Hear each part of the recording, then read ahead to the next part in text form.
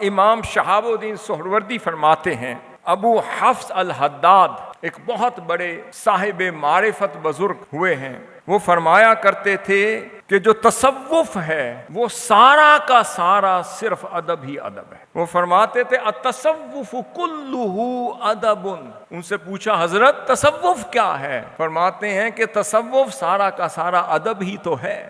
پھر فرماتے تھے لکل وقت ادب، ہر وقت کا بھی ایک ادب ہوتا ہے۔ پھر فرماتے وہ کل حالت ادب، ہر حالت کا بھی ایک ضابطہ اخلاق یعنی ادب ہوتا ہے۔ پھر فرماتے تھے لکل مقام ادب، ہر مقام اور ہر معرفت کا بھی ایک ادب اور ایک ضابطہ اخلاق ہوتا ہے۔